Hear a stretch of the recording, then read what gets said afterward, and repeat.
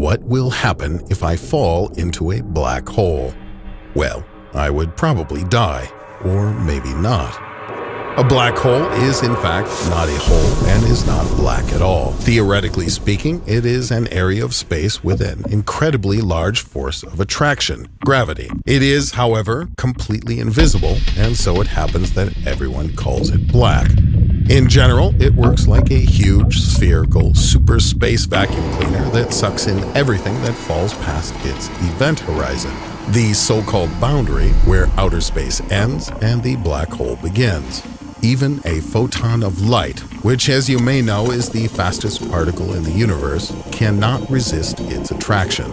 And especially since I am just an ordinary person made up of ordinary particles, I also cannot resist its mighty lure. If I, by some incredible happenstance, came under the influence of a black hole, it would go something like this. If I fell feet first towards the event horizon of the black hole, my head, being farther away, would be attracted much more weakly than my feet, which would be closer. This is not good. Like being on a medieval rack, I would be stretched, elongated really, pulled like taffy to such an extent that my head would likely pop off. Next would come a meeting with the singularity. This is what is at the center of a black hole, its contents. Having passed the event horizon, I come under the influence of the singularity, where every bizarre, illogical, and demonic strangeness, in a very literal sense, occurs. In other words, Einstein's theories don't work here. There are no laws and no rules. All of our usual understandings of space and time cease to exist. This is something quite different, not of this world.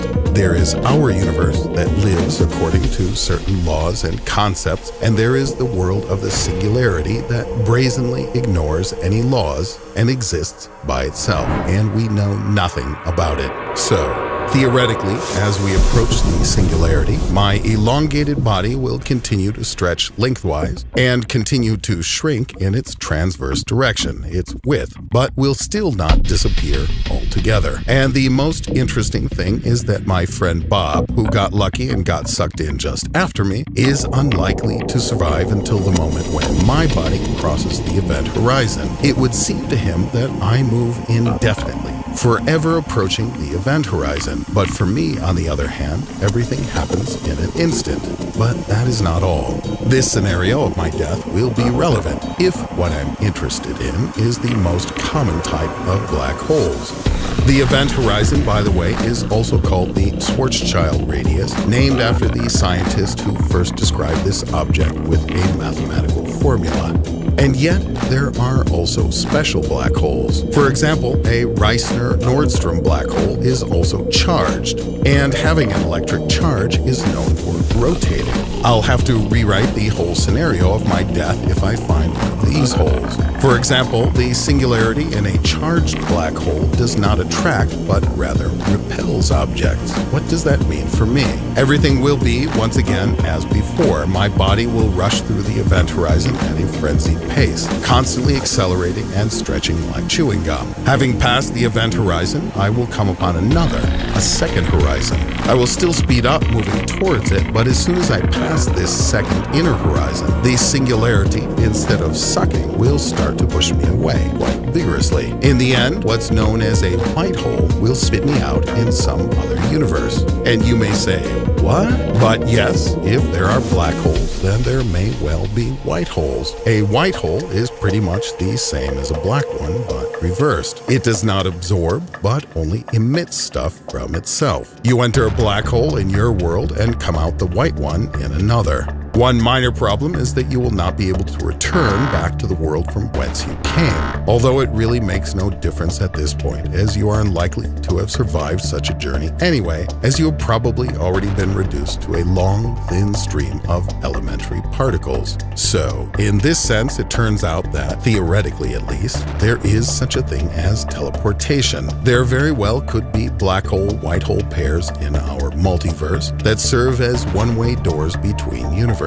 That is, the same hole is simultaneously black in our world and white in another. This nonsense is also sometimes called wormholes with teleportation, or black and white holes. Non-trivial topology explains the unusual properties of unusual black holes, through which, in fact, this universal tunnel is obtained. And so we gradually come to the conclusion that ordinary black holes and unusual ones exist, in theory.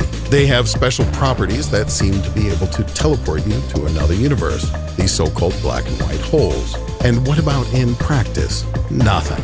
You have to understand, nobody has seen anything like this with his or her own eyes. For example, in order to capture a picture of the supermassive black hole supposedly located in the center of our galaxy, we would need an incredibly powerful telescope with a lens diameter almost equal to the diameter of our planet Earth. We are unlikely to ever be able to build a telescope of this size, so scientists are racking their brains over alternative ways to create the first really true picture of a black hole. All of those images of black holes that you've seen through the years are, in fact, just artistic interpretations. That is, they are the vision of some particular artist and do not necessarily correspond to reality at all. Despite the absence of real pictures, scientists today are more confident than ever that black holes do really exist. In all, about 50 objects have so far been found in our galaxy that behave like black holes. The mysterious thing in the center of our galaxy is the most likely candidate for the role of a black hole. It has a mass of about 4.3 million solar masses, and the radius of the event horizon is about 1 million kilometers. Something in the center of the famous massive quasar M87 is another illustrious candidate for the role of a black hole. Its mass is estimated at about 4 billion solar masses, and the corresponding radius of the event horizon is about 1 billion kilometers. So it is more than likely that black holes do in fact exist, and more scientists are trying to prove this. But black and white holes, or wormholes, on the other hand, are something more rare and more mysterious than even unicorns or elves. They are possible in theory, but we do not have even the slightest hint of proof of their existence, as opposed to simple black holes. But whatever it is to believe in what they are is infinitely more interesting than to say that all of this is nonsense and fiction. Put likes and subscribe to the channel. See you next time.